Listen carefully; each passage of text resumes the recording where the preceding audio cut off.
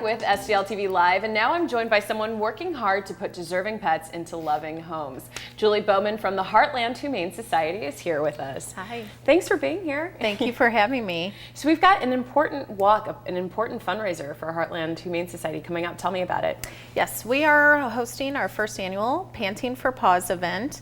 It is a 5K race and 1 mile fun walk, and we will be holding that on Saturday, September 21st at Legacy Park in Cottleville, Missouri. Okay, and so this is all going to benefit Heartland Humane Society. Tell me a bit more about it, because people hear Humane Society and they might get confused with Missouri Humane Society, but you've been around for a while and doing excellent work. Yes, we're actually not part of the Missouri Humane Society. We are a private group. We are nonprofit, and we are also a no-kill rescue group. So we focus primarily on fostering the animals outside of from our homes.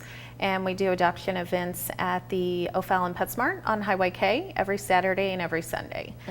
So we're completely different from the Missouri Humane Society. And as a foster agency and a no-kill agency, you really are looking for and do have families and homes and individuals that take care of the pets that are part of the Humane Society. Is that correct? That is correct. Yes, they basically live with us, the animals that we foster, and we have both cats and dogs that live in our homes until they are able to find placement through an adoption to a loving home. And until that time, they stay with us and they basically become part of our family. And the great thing about that is we're able to see how they do in a home setting, test them as far as how will they do with kids, with other pets, and provide them more of that one-on-one socialization that's so important to finding them a good home.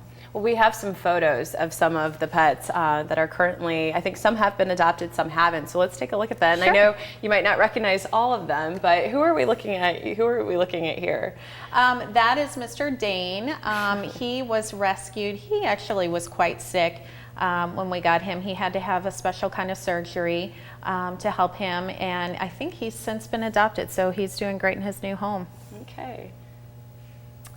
And that is Dane as well. That is right after his surgery. So it was a pretty extensive surgery. And so some of the proceeds that, again, when we talk about the walk coming up, this is going to cover the cost of some of these things that when you help pets who have been injured or have been abused. Is that correct? Absolutely. Our vet bills are pretty extensive. And for a group as small as ours, those bills can add up very quickly. Absolutely. We are solely funded through adoption fees, fundraising, and grants. So all proceeds go straight to operational costs and predominantly vet bills. Our vet bills can be very expensive. I believe in June we had a $13,000 vet bill. So, yeah. So it's important to have this walk. Here's another. Here's one of our feline friends. Yes, that is Miss Claire. She is still available for adoption, and she's a little bit older, but she's a wonderful kitty. She would love to have a quiet home of her own. So tell me about your kind of day-to-day, because you were saying just even this morning you had a rescue. I mean, I imagine this has got to be, for you as president of the Heartland Humane Society, a mix of highs and lows in what you do pretty much on a daily basis. It really is. There's days where it's very rewarding when you get to send a pet home to its forever home.